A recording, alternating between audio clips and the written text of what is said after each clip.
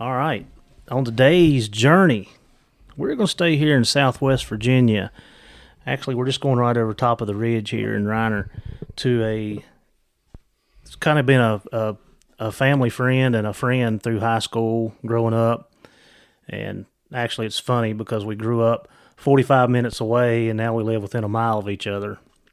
I live on one side of the ridge and he lives on the other. But this is a close friend of mine, and we've spent a lot of time in the woods, chasing dogs together and kind of taking two different paths. But we're here today with Chad Wheeler.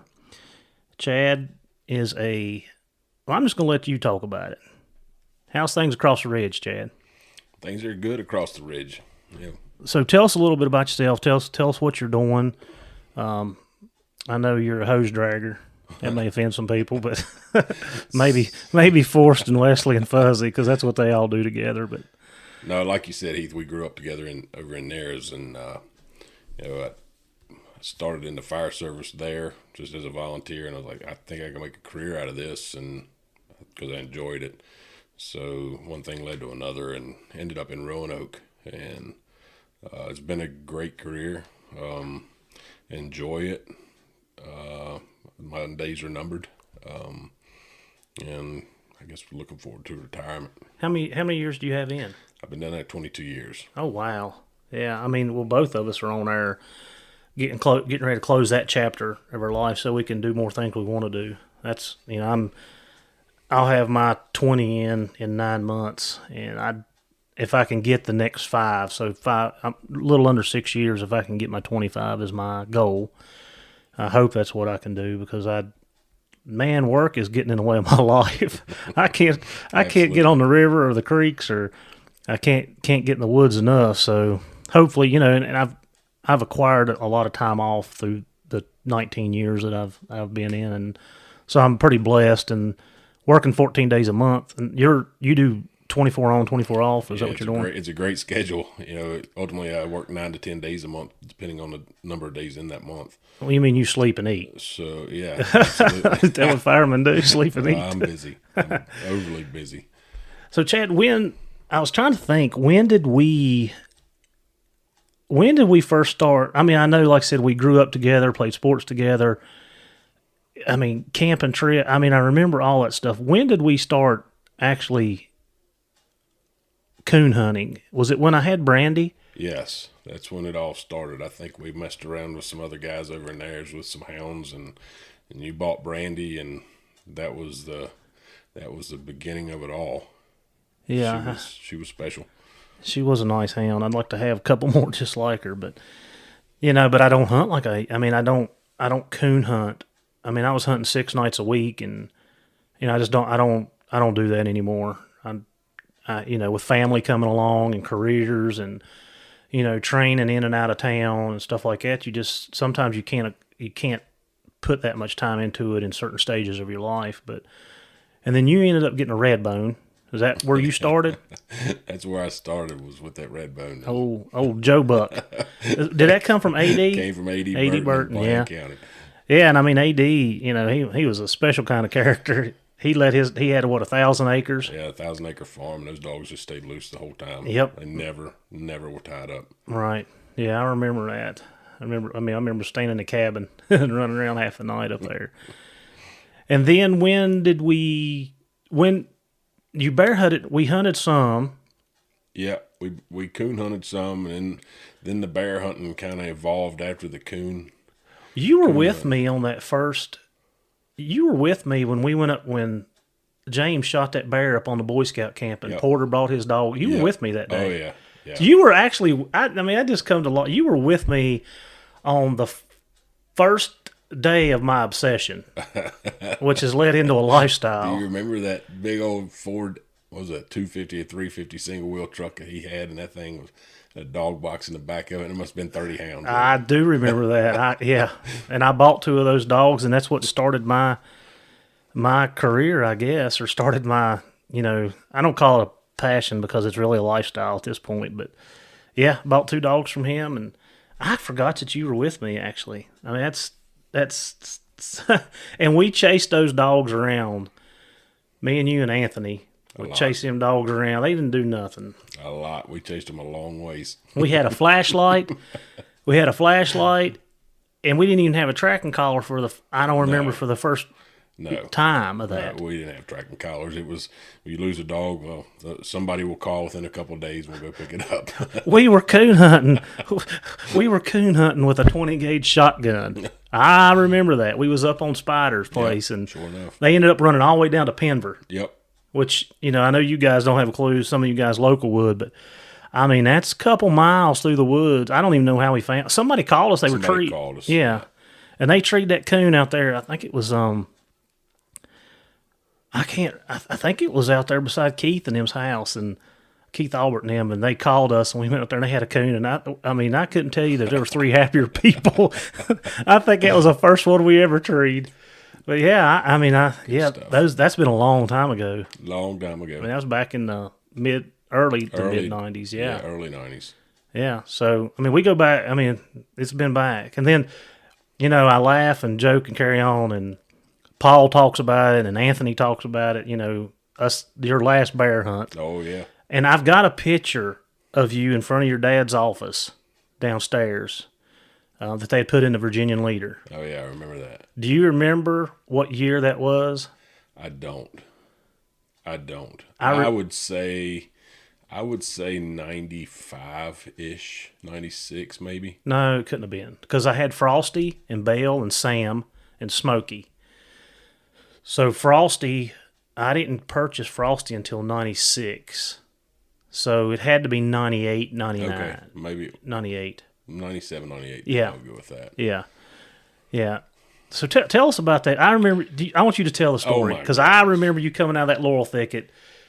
I want you to tell us I want you to recap that hunt. That was the whole. Just so you guys know, he has not been back since. That was his last time. 20-some years ago, chasing bear hounds. Call me smart, I guess. I don't know. But we went up that mountain that morning, and there was snow on. And, Heath, as well as I do, back then, bear were scarce. That we weren't, it wasn't a lot of bear. And there was a track that had crossed the road. Oh, boy. So, hey, Chad, why don't you walk this track out for us? Okay. So there I went with a flashlight through the woods. It's early. So I got to give everybody a little drop on this. So my buddy from New York was in, and we had got up at 3:00 that morning. And I don't know why we had got up that early, because back then there was not as many bear hunters as there is now. We really didn't have to be in there at 3:30 or 3:00, but we got up at 3:00 in the morning, started driving roads, found this track going out of one valley up through into another valley that we hunt. And I said, all right, Chad, I said, why don't you walk that track? And I don't know why we even did that, because our dogs would have took the track. But anyway, so Chad starts up into this, and it's like we had to wait till it got daylight to even go find him. So I'm walking this track with a flashlight, and it's just zigzagging through laurels, and then you're talking about miserable. I was miserable. But I kept going and pushing forward, and, daylight came, and, here I am still zigzagging through the laurels, following this track. And we got in there, and I think he ended up turning a dog loose on it, and the dog opened on it, and they turned more dogs loose, and we run into Scott Mustard and ran into those boys, and they jumped the bear, and they ran that bear all day long. They ran that bear for a long time. Yeah. And we get down in there, and I don't know if the bear was coming out, or I don't know what was happening, but Oh, but you're missing some of the best parts of the story. So the bear actually crossed the Appalachian. We call it the AT. The bear track crossed the AT. So we walked out the AT to cut where Chad was at.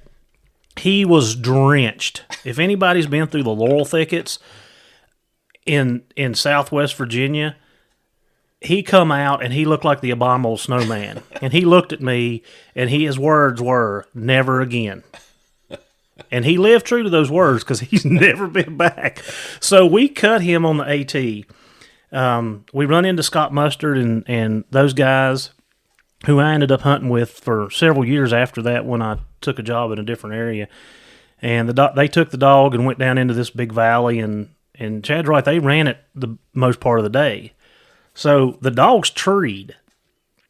And here's where, again, we walked out the AT, which was the easiest walking because it was just snow on the ground. We didn't have to go through the laurel. We could hear the dogs treed, so we thought they were on the other side of this valley.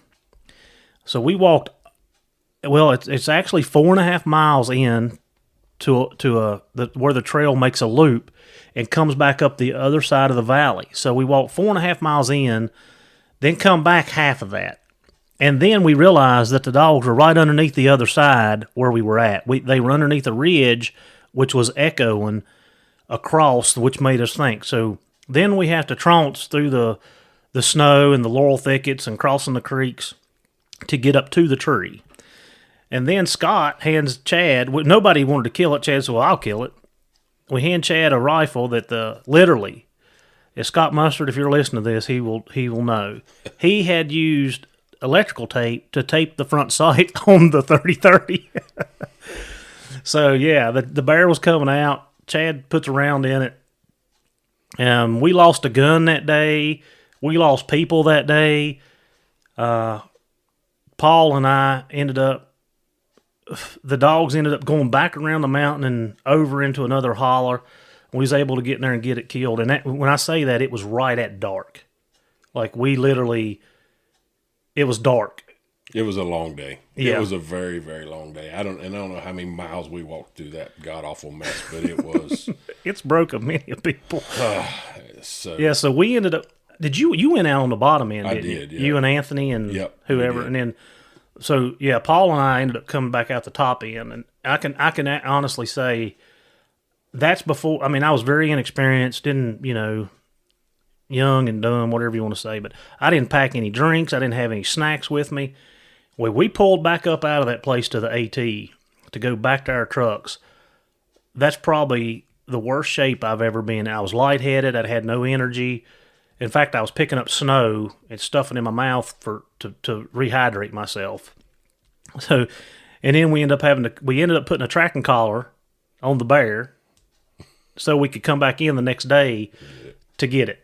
And it took us probably half a day to get it out. So, and what was that bear? 225, 250? Yeah, it's 250, I think. Yeah, it's a nice bear. But when Chad come out and hit the AT, he did say, he said, he said, never again. And to this day, like I said, he is not volunteered to go back. Now, his son will go sometimes, but I'm not so sure he's cut out for it either.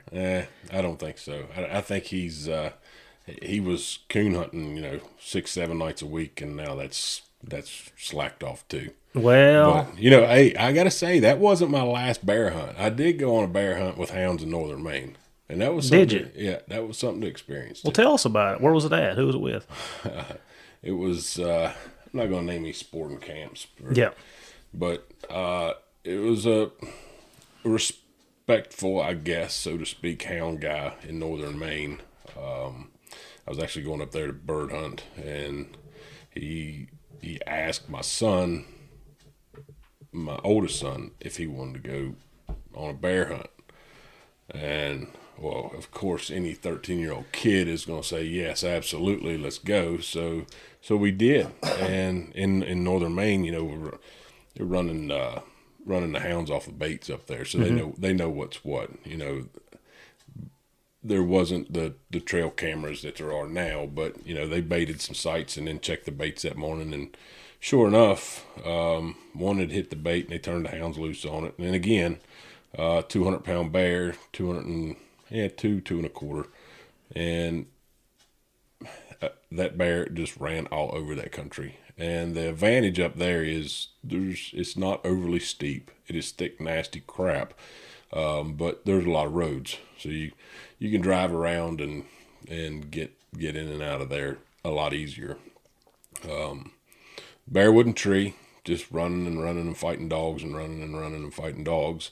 And the only shot that the kid had on the bear was crossing the road we started this bear at, I don't know, before 7 that morning, and this is 2:00 in the afternoon. And finally we were set up in the road, and, there's a 13-year-old kid with a rifle in his hand, and the bear pops out, and there's hounds all over the bear. Ooh. And so he didn't take the shot. Well, the guide, or the owner of the outfitter service, he got all mad and was yelling at the kid, and it didn't set too well with me, and Right. I had a few choice words with him, and so that was a lot of pressure on a kid, and probably the right decision too. It was absolutely the right decision. I don't want anybody shooting in amongst Absolutely the right a decision. bear with my dogs all over. A 13-year-old kid. I mean, the kid could shoot, and the kid was good, but I wouldn't want that. No. But he was mad because, he thought that we were going to go and run a track for a couple hours and tree and kill the bear, and it didn't work that way. And, in the grand scheme of things, it was another all-day adventure of 5 o'clock before we were able to catch hounds off that bear that we never saw again. So, right. Yeah. That was another, I won't say it was a great experience. It was an experience. Probably better than beating my brains out in the laurel for hours, but... Well, real quick, and then we're going to get into what you do and what you bring to the table. But, I just through this conversation, we went from no tracking collars to the beep collars, and now we're into the Garmins, and I know you're using them too. And like, it's just a world change. It's a game changer. Absolutely. For hunting, for training, for everything hound related or dog, bird dogs, labs, pointer, right. Whatever. So, and Chad, I remember, you and your dad always had out there in the kennel behind your house, y'all always had a bird dog. Right. And at what point did you decide that was something that, and I knew you always enjoyed it, but I didn't realize that it was going to lead you down the path that it did. It's funny you say that. Probably those that bear hunting excursion that we took, you turn those hounds loose, you can't just up and go home when you want to. No. Turn those dogs loose, for the most part, I can go home when I'm ready. Yeah. So, it was the bird dogs have always, I've been around them, since the day I was born. My grandfathers and great uncles had bird dogs, and, there were birds around, and, that's kind of where that all started. There was an absence, and I switched over to the hounds. But now I'm back into the bird dogs. And so how long have you? And I just for everybody listening, what kind of you're running pointers and English setters? Yeah, mostly pointers and setters. Right. English setters, and there's quite the difference amongst the two. However, there's still also a lot of similarities. So how long have you, and I know you're doing the competition, I know you do a lot of judging. How long have you really been invested? I know where you're going with that. It's like I said, I took a leave of absence from the hounds, and the career path that I chose took a lot of time in the beginning. So I kind of just pushed everything to the side when I moved to the city of Roanoke.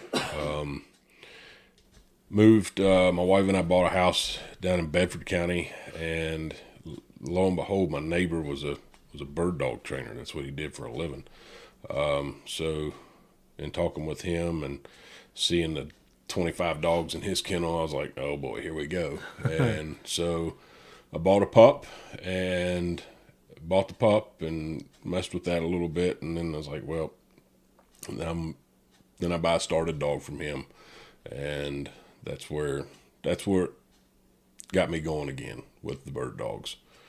And I competed with the started dog that I bought from him. I competed in the NASTRA, the shoot to retrieve venue, a little bit. Kind of did some of those trials. That's the dog points, you shoot the bird, the dog retrieves the bird type deal. Traveled around Virginia competing, down North Carolina a little bit. I wasn't a huge fan of that. I mean, it was not that there's anything wrong with it, because absolutely not. It's another game to play with a dog. But that's what got me going, and it evolved from there. And now it's more than a hobby. Like you said, with the hounds, it's a lifestyle. Right. And so what do you, you're a judge. We kind of take care of each other's dogs. I know you're out of town, and I know you go to Maine and hunt. So what venues are you judging at what level? So judging, I started out just judging some of the cover dog stuff. And I say the cover dog, I'm talking about the grouse, mainly grouse and woodcock dogs in the woods. I started that up in Pennsylvania, and one thing led to another, and another opportunity, and another opportunity. And let's see, 2020, I judged the Grand National Grouse Championship out in Michigan, and that is the biggest trial that's put on in the woods on wild birds. So that was, I guess, I'm going to throw out a number and say 70-ish dogs.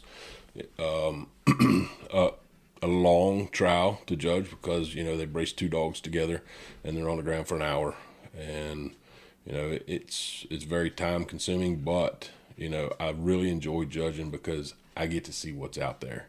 I'm able to see what I'm competing against, or maybe there's something I'm looking to add to my dogs. So maybe I would want to breed whatever. And a dog, just because the dog wins doesn't mean that's the dog I want to go breed to, but I might see something in a dog that didn't win that, hey, I really like that dog. So yeah, and I've judged, so that's the woods dogs. I've judged a fair amount of dogs, quail trials, walking quail trials. This past winter, early spring, I was down in Georgia and judged for an organization called the Southern Bird Hunters Association. They called it their mega trial. So basically they compile all the points for the year, and then they invite like 10 dogs from each, whether they're horseback shooting dogs or walking shooting dogs or horseback derbies or walking derbies. They invite all those back, and they had a big trial. And I got to see a whole lot of good dogs down there. And so it's very eye-opening, and in the grand scheme of things, you're able to see what's out there, and there's a lot of good dogs out there, and there's some mediocre dogs as well. And so that's the judging end of it. I enjoy judging, I really do. It puts me as a judge in a tight spot sometimes, because grand scheme of things, you're gonna piss somebody off. 58. You're gonna piss 58 people off, and you're gonna make 2 people happy. Right. And that's tough. That's the worst part about judging. But if somebody asks you to do a job, I'm gonna do the job to the best of my abilities. And if I miss something, and Lord knows I've missed stuff, as everybody has, but you just got to make the most of it and go on. Yeah, I know. We, like with the canine part of it, I get to see a lot of dogs. I get to go to seminars and travel, and I think that's what makes us better, is being able to see a whole array of dogs and judging. I judge bench shows, which is a little different what you're doing, but and it's one man's opinion. Absolutely. My daughter shows horses, and I always tell her, Maddie, go out there and do your best. You do better than you did yesterday. And if the judge doesn't like your horse or your setup or something you're doing, it's okay. Yep. It's just one person, and we're not going to be successful all the time. And if we're successful all the time, it doesn't make our journey as good. It doesn't make the effort put in. So I want to go back to, you were talking about, you see things that you like and you don't like. Let's go to breeding first. Okay. So when you're breeding, tell us some things that your dogs that you like, and I know you like your dogs because of yours, but what are some things that you're trying to improve in your line that you're looking for in, whether it be the male or the female, what you're breeding to? Right. So, there's several things, and they all kind of just jive together. You know, they've got to be a bird dog. If they're just out running to hear the wind blow through their ears, then that's no good. I'm looking for a bird dog, specifically a dog that finds birds. And I'll take 5 seconds to jump back, but the field trial stuff, a lot of times in the quail trials, you'll see the judges base the winners off of a bird count. How many birds did this dog have in the hour, and they'll use that dog. So kind of like our competition coon, huh? Correct. So this dog might had like 7 finds in the hour, and they use him as a winner. Whereas I don't have a problem using a dog that only had 3 or 4 finds, as long as they hunted and their application was correct. They looked beautiful on point. They were broke, the whole 9 yards. They didn't make any mistakes. So it's not a bird count for you. For me, when I'm judging. Back when I was at the SBHA trial in Georgia, I had a handler get really mad at me because I didn't see a bird go that he had flushed. Well, I was talking with the other handler when it happened. And 2, I don't care. I mean, I saw his dog point the bird. The dog looked like $1 million on point, and I heard the gunshot. I'm good with that. It's not a bird count with me. It's ground application. Is the dog classy, moving, and fancy, and am I seeing the dog? A dog that's out, they turn him loose and you see him in 20 minutes and you find him pointed standing there. I'm not after that. You want to see the dog work. I want to see the dog. I can't judge what I can't see. Right. And I'm not talking about a dog that's under your feet by any means, but a dog that's 300 or 400 yards in that type of country, I can see for the most part. But I kind of got off track there. But no, you were talking about So what are some specific things that you like if you're going to strengthen your bloodline or your your dogs? Yeah. So back to the bird dog. It needs to be a bird dog. It needs to be able to find birds. So let me ask you about bloodline real quick, because this is something that we all kind of, me, I was breeding the same line of dogs for 20 years, and I've kind of lost that, and I need to revamp it. Do you guys, do y'all look at papers, and what if you go, do you go try to go back in the ancestry, or are you not scared to venture out with an outcrawl? You know what I'm talking about. Right, so how do y'all feel about that? To talk about that, I think you're going to get your best dogs from line breeding. Now, depending on what the litter produces, depends on whether it's line breeding or inbreeding, if you follow me there. Yeah, like snakefoot. Yeah, exactly. But typically your best dogs come from line breeding and being line bred correctly. You have to call in that situation. If you're going to line breed, you've got to breed the best of the best to bring out the better genetics, because when you're doubling stuff up or tripling stuff up or quadrupling stuff up, you're just increasing the odds of getting those genes that you don't want. So breeding the best of the best, line breeding wise. You can outcross. I'm not afraid to outcross, but again, be selective on what you choose in that litter.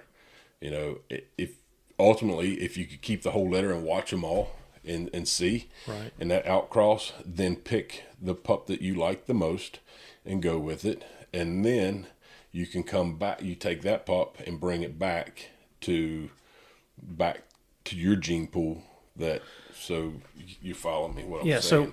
So I know exactly what you're saying. So when you do an outcross, are you trying to bring in a specific trait, gene? Yes, are you trying to fix a flaw with that? And the second part of that question is, are you breeding to that dog because he has it, or are you breeding to that dog because he's producing that? Well, that's, and some, as well as I do, some dogs don't produce. Right. They just don't. Some top dogs don't correct. produce anything. That's correct. But yes, so, maybe you're looking to add a little bit of size to your dog. Maybe you're looking to add some run, in the bird dog, and you can outcross, and a lot of times you'll get that. But again, be selective in what you keep, and then come back to your breeding. I'm very, very particular in what I keep, Heath, only because I've got 6 kennels, and some of these kennel operations with bird dogs are just unbelievable. I won't throw numbers out there, but those guys, when they're putting 40 puppies on the ground a day and looking at them, then they have a huge advantage over somebody like myself that, just take the dog and do the best that you can do with it. Right. But you can, by outcrossing, you can definitely add,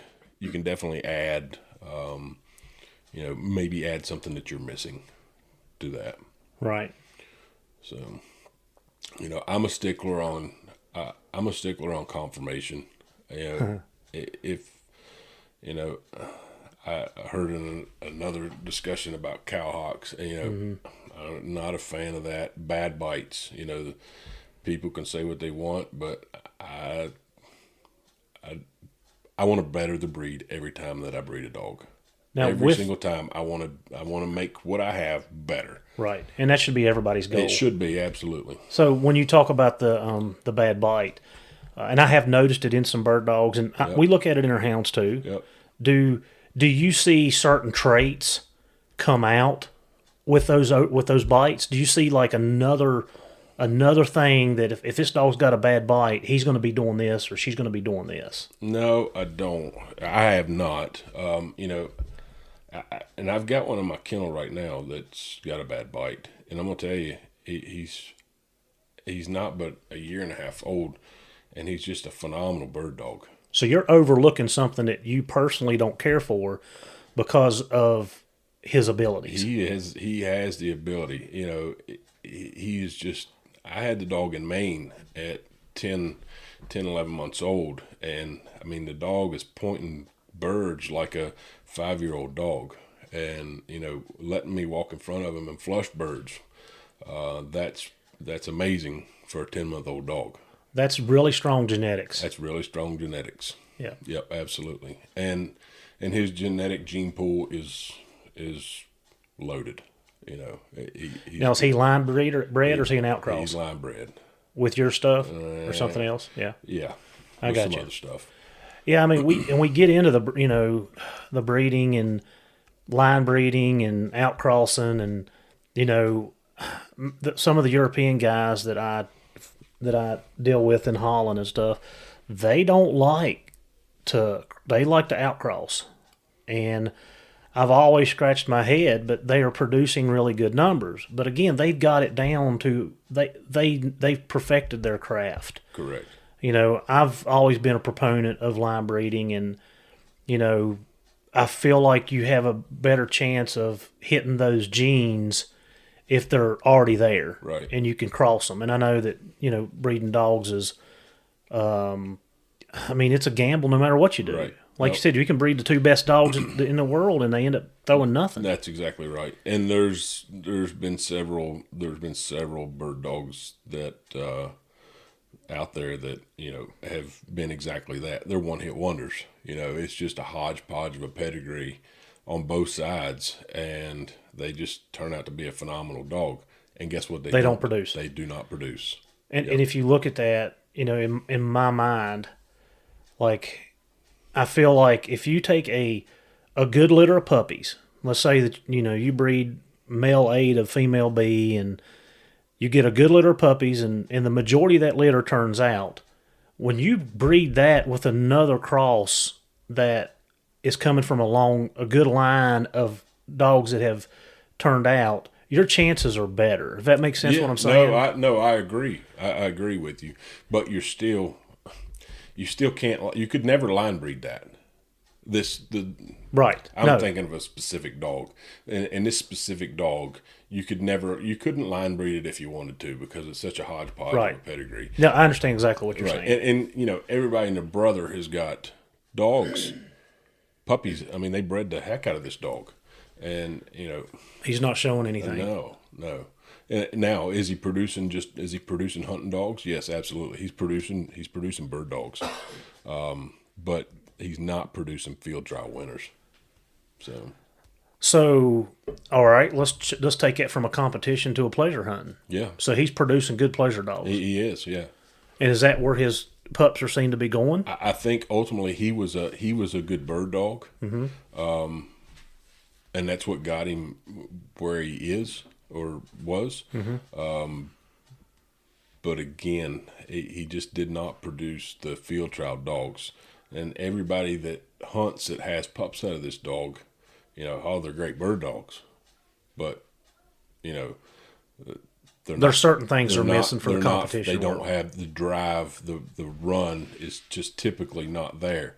Now, when you've taken that pup out of said dog and bred it, and now the said dog is a couple of generations back, they may be onto something there. I mean, I'm starting to see it in his great grandkids his grandkids are. They're doing it. But there's something else there that's causing that, right? Yeah. You would think there's something been bred in exactly in that 2 or 3 generation Correct. there that's put that extra oomph into them. Correct. Yeah, I get it. Yep. Yeah, I mean, and breeding is always, again, I don't care. I mean, roll the dice, man. I bred a son out of my old ring dog, and to a granddaughter of ring. And I thought that this was going to be an absolute, this is going to be it. Yep. And have been disappointed with the results. Right. To say the least. Right. But yeah, I now looking back at it, I tripled up. I should have outcrossed and then went back. Yeah. And, speaking of the bird dogs, the setter is a lot harder to get. Than the pointer. The setter just, for the most part, and I'm speaking across the board for the most part, the setter takes longer to develop, whereas the pointer is a lot quicker to develop, and it's quite amazing to see. Sometimes you may be sitting on a setter for 2 to 3 years before you really know what you've got with the dog, and the pointer at 6 months old, you know what you got. 6-8 months old with the pointer, you know what's happening. It's and that's kind of frustrating because I do like setters and I'm partial to setters, but end of the day, to get a good one, it's tough. It's tough. You having to be patient for those couple years. You got to be patient. Yeah. Because you can't be rough with them for the most part. You got to take your time and expose them, and it's almost like a totally different ball game with the setters versus the pointers. Right. And you kind of, translate that into the hound world. We all know that our walkers come out of the gate like racehorses. You said, you kind of know what you get pretty early, or you should know. And then some of your other breeds are a little bit slower to develop and mature. And right. I think that's a good parallel on, knowing your breed, knowing that, hey, if I own this, I'm going to have to give it 2 years. Right. But if I own this blood right. or genetics, yeah. I can start picking it apart at 6 to 8 months. So exactly. that's a good insight. Yep. I think it's a good opening. So, all right, now that you've got a litter of puppies, what are some things that you're looking for? And let's take your pointers, because you said they develop a little quicker. So at what ages do you start picking up things, and what are you looking for to what age? 10 to 14 weeks, you can tell a lot between litter mates. That again, back to confirmation, physical confirmation, not specifically just for the bite, but physical confirmation. Is their tail up cracking and they look fancy moving? Are they independent, or are they wanting to be right at your feet and jump around, wanting you to pick them up? That, I want that independent dog. I'm looking for the dog that's independent, out doing its own thing. And that's a fine line too, because, being independent is a excellent trait. However, there has to be a little bit of go with in there. Yeah, it could be a good trait to a downfall. Correct. Just like we talked about the pups that I have out here, Attica, which I call her Attitude. She is really independent, and for me, when I'm looking at dogs, especially my police dogs, I want a dog that'll work away from me. Right. You're looking for the same thing. Yep. My hound, I want the same thing. I want a dog that'll work away from me, and if he gets something that he needs to figure out, he don't need to come back and check with Dad. He can do his thing. That's right. But at the same time, there needs to be a little, like, if I'm over in this hollow and I'm jacking a track or I can't figure it out, and another one in the pack opens up, like for me in the bear world, I want him to go get in on that and take off with it. That's right. And you're looking for the same thing? I am. And, like I said, go with. When I say go with, I'm saying that dog can still be at 400 or 500 yards, but when I whoop or holler, he better turn and come with me. And, that's sometimes that's hard to get, and sometimes you don't ever get it. I've got a setter at the house that's, he's a great, great bird dog, but that's one of his faults is he's hunting for himself and not, so if you just want to turn the Garmin on and follow him, he's going to find you birds, but you might be 3 miles in the wrong direction just following him, because that's what he does.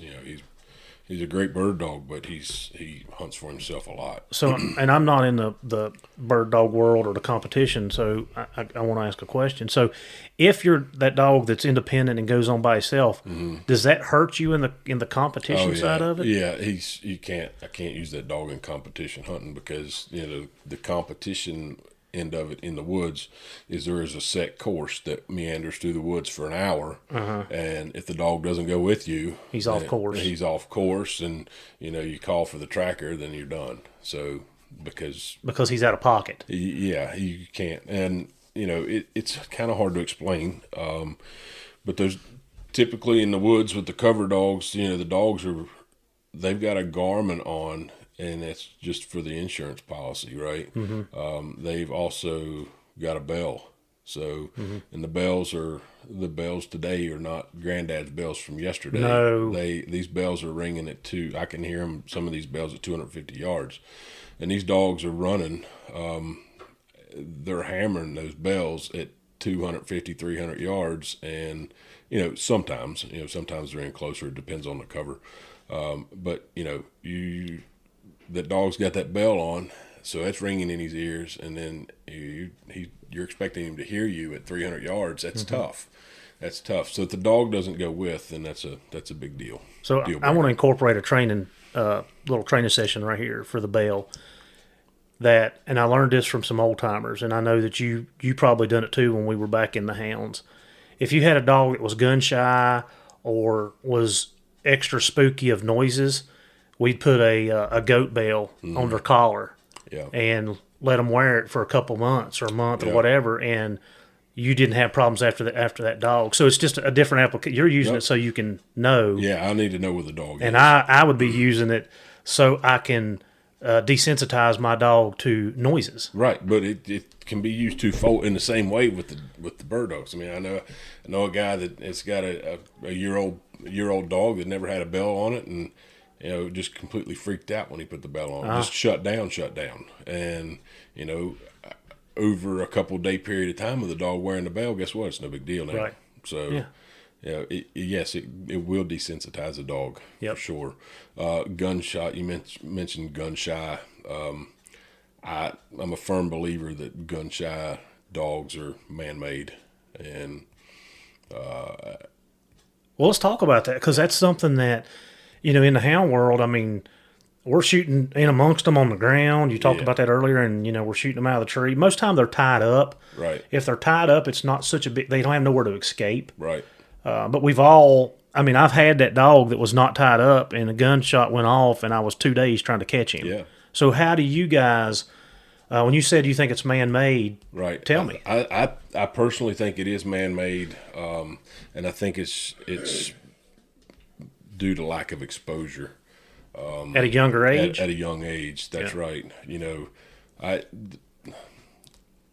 The dogs the dogs, when I'm exposing them to gunfire, I'm taking, I don't know, 4 or 5 puppies with me at a time, and I'm going for a walk in the field, and I've got a bag full of pigeons, just a bird bag full of pigeons, and that I'll throw a pigeon and let the dogs chase, and once they get far away enough from me, then I'll fire the blank gun.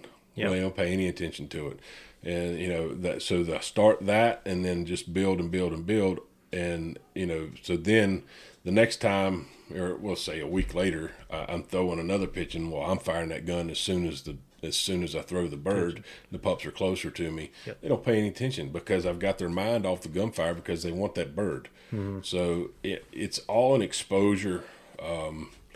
And I mean, hey, there's been a lot of good dogs wrecked because of being gun shy, and you're talking about something hard to fix. Yeah, it is hard to fix. Yeah, and honestly, a lot of people don't ever fix it. Right. Well, I want to break down what you just said, because we have to work on gunfire. Our dogs have to be neutral gunfire in the canine world, and then I like my dogs to be when the gun goes off for our dogs, and you've been there, they think game's coming out of the tree. Oh, yeah. So they get classical condition to it. Right. But the one thing that you did that I don't know if people pick up is you started far away. Right. You didn't have them dogs right underneath your feet firing a weapon over them. It's got a loud percussion if you're using a shotgun. That percussion alone startles a dog. Oh, yeah. So you started away, and like when I bring the police dogs into the gunfire scenario, I do the same thing. I'm doing obedience 100 yards away, and as soon as that gun goes off, they get their toy, they get to play, and we go back into obedience again. The blank gun. I've started some dogs that are a little bit more sensitive with popping balloons. Pop. Yeah. Pop. Yeah. So, what you did. I mean, people may not think about it in that sense, but you started a way where it's not shocking their system, and then you bring them in closer, and as they get desensitized, the next thing you know, the dog's standing 10 foot or 5 foot from you, and you can shoot over its head. It's not an issue. Right. And at the end of the day, in the finished dog, that gunfire is the reward because the dog did the right thing. It stayed broke while you flushed the bird, you fired the shot, and then the dog's all happy because all was right with the world. That's his reward. Yeah. So that's but yeah, that's gunshot dogs across the board. Whether you're dealing with retrievers or hounds or bird dogs or whatever, it's a very, very hard thing to fix. Yep, it is. And not that it can't be done, because it can, but it's hard. It's hard. So what are some other traits when you're looking at your pups? What are some things that stand out to you that you like to see in your pups? Back to conformation, at 10 to 12 weeks, these pups I should be seeing these dogs point birds. They should be pointing the little quail or, whatever. So then I'm looking at conformation there on their tail. Is their tail curled over their back? Is their tail, is their tail even up? So just little things like that that I drive off of to see what I'm keeping versus what I'm not keeping. I like a dog, as everybody does, that develops early. That little puppy that's out there at 4 months old that's just standing birds. That's good. That's the dog I want to keep, because that's the dog that's going to develop quicker. And back to the tail thing. Tail thing is, for me, I put probably more value into that than I should. Again, only because I've got 6 kennels. I don't have the ability to wait around on a litter of pups to see if, little Johnny's tail is going to be poker straight at 15 months old. Right. So I want to keep that dog that really looks good, really eye appealing, and sometimes they flop. Sometimes, I picked the wrong one. Sorry. Because they mature and they change. They matured out, changed. Now the dog that you really liked at 4 months old, his tail, he's so intense on his birds, he's pulling his tail over his back, and again, that's part of it. It's a roll of the dice. I just don't have the ability to keep 40, 50, 60 pups to look at, and So would you not? I mean, and I seen somebody had posted a video of a couple. I don't know if it was pointer. I think they were pointers, and they had a little flag, and there was like 5 or 6 puppies pointing, and then the mother was behind them pointing. I mean, at 10 and 12, 14 weeks old, I mean, you have to say to yourself, this is genetics this is what we want. Like, you know that when you have a litter of puppies or puppies that do that at such a young age, that this genetic makeup is what we want. Right. And that, that's the old wing on the string with the fishing pole trick. And, everybody does it. I don't put a whole lot of value into it because it's basically just a sight pointing thing. And however, you can still look at that litter of puppies and see, hey, I like these 2 pups. Let's keep these 2 pups and see where we're at. Or maybe, one's tail's only at 10 o'clock but there's something about him that you like. And, when you got a pup at 10 o'clock, then the more they're mature, the stronger their tail's going to get. So he's probably going to be poker straighted if the genetics are there when he's a year old. So it's a fine line. It's a big gamble. But yeah, that old wing on a string trick, it lets you see what you might end is up this with. the majority of bird dogs in general? Is this something that is natural at that age? With the right breeding, it is. And again, I'm fairly particular on what I breed. The pointers in general, those dogs are just phenomenal bird dogs. The setters, again, like I said, they're hard. But yes, all of the bird dogs are going to point birds. They're all going to, I won't say they're all, but 90% of them, 95% of them are going to point. It's just what you want to put into them. It's what you're going to get out of them. And the development, the exposure, the whole 9 yards. Yeah, well, I think the commitment. We've talked about that, the commitment to them. But, I'm sitting here trying to rack my brain. Like, how do I incorporate that into my pups at such a young? Because my pups are nothing. I mean, I don't know that I could expect my pups at, they're 11 weeks old, 12 weeks old. I don't know that I could. I mean, they chase. Right. I've already used the flirt pole and they chase. Right. I don't want my dogs overdone with the sight because I want them to use their nose where yours are combining. But that's the same thing I'm at with that wing on a string, the fishing pole. It's all sight. It's all sight, and I don't really put a whole lot of value into that. Right. So I know that all 6 of my pups right now will chase. There's not a whole lot of difference in the chase. Now, I've got, like I said, I've got a couple that are a little bit stronger in their drive, or they're more tenacious, but the other 2 are maybe just a little bit behind on them. But I know that when these dogs are a year old, that may be a completely different dog. Right. Can you tell what the alpha dog is of the litter? Oh, attitude for sure. Yeah. Attica. And that dog is going to be in every litter. Yeah. And I'm kind of partial to them, but sometimes they can cause you some problems too. And I think she's going to. I mean, she's got an attitude. She's already. She hasn't fought over food yet, but she's growled. She's already given those warning signals like, leave me alone. Right. And I see down the road, I know what that can lead to because I've raised enough dogs and pups and watched them mature that if I can't fix that right now, then I'm going to have problems at the tree later on with her. And she's ahead of everybody in the litter. Yep. Like she's ahead of them. Right. And like I said, her independence is something like you said. I'm on the fence with it. It can go good or bad. But I do not like that dominance. And she don't posture like she's not. Yeah, she's not posturing and stuff. And I've already got on her twice for that. I mean, I stand over them now while they're eating, and I got a little switch. And if she starts that, she already knows. When she does it, she's looking at her eyes because she knows that Dad's gonna get me.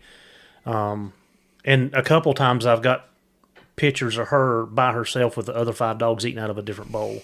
So yeah, if I don't fix it now, That's right. she's gonna be my problem later on. That's right. Exactly. So, and you're seeing the same thing in your dogs. Yeah, you're going to see it. You're going to, most all litters, they're going to have somebody's going to be the alpha. Right. Now, but y'all don't have problems with the dog being aggressive or. Oh, yes. Do you? Yeah. Well, it's, the problem is there, and some bloodlines are worse than others, and some breeds are worse than others. It's the pointers across the board are typically not aggressive. I'm not saying that there aren't, because I'm sure there is. The setters do have some aggressive males in them.